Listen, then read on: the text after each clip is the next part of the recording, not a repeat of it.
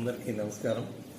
ఈరోజు మన ప్రొద్దుటూరు పట్టణం మున్సిపల్ కార్యాలయంలో P4 ఏదైతే రాష్ట్ర ప్రభుత్వం ప్రతిష్టాత్మకంగా తీసుకొని public private partnership, people partnership అనేటువంటిది ఒక ప్రోగ్రామ్ ఏదైతే మనకు ఇవ్వడం జరిగిందో దాన్ని ఆ నిర్దేశం ప్రకారంగా మన పట్టణంలో ప్రాథమిక సర్వేలో సుమారుగా 4,000 కుటుంబాలని మనం అప్లిఫ్ట్ చేయాలని చెప్పేసి ఒక సర్వే ఇంతకుముందు కండక్ట్ చేయడం జరిగింది. దాన్ని ఇప్పుడు అంశాల ప్రాతిపదికగా ప్రభుత్వం ఇచ్చి ఆ అంశాల ప్రాతిపదికగా సర్వే చేయమని చెప్పడం జరిగింది. దానికి మా సచివాలయ సెక్రటరీలందరినీ నేను మొబిలైజ్ చేయడం జరిగింది.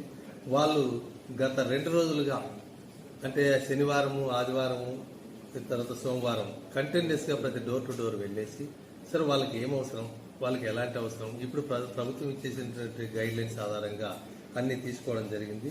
సుమారుగా ఒక 600 పైచిల కుటుంబాలు వాళ్ళ రిక్వైర్మెంట్స్ చెప్పడం జరిగింది.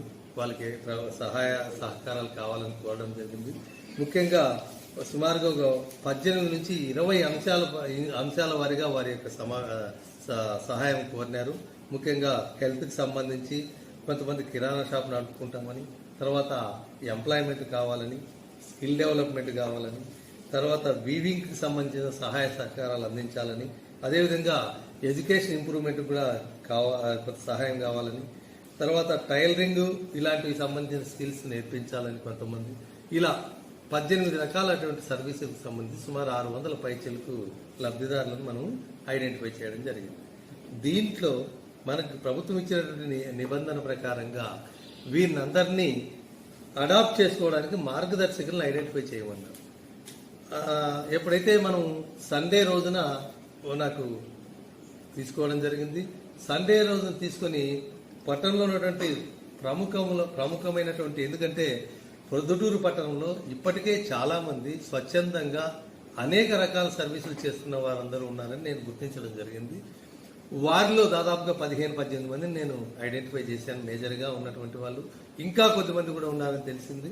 సో వారితో కూడా నేను కొద్దిమంది మాట్లాడడానికి ప్రయత్నం చేస్తే కొంతమంది వాళ్ళు బెంగళూరు ఇతరత్ర వ్యక్తిగత పనులపైన 2-3 రోజులుగా అవుట్ ఆఫ్ స్టేషన్లో ఉన్నారు.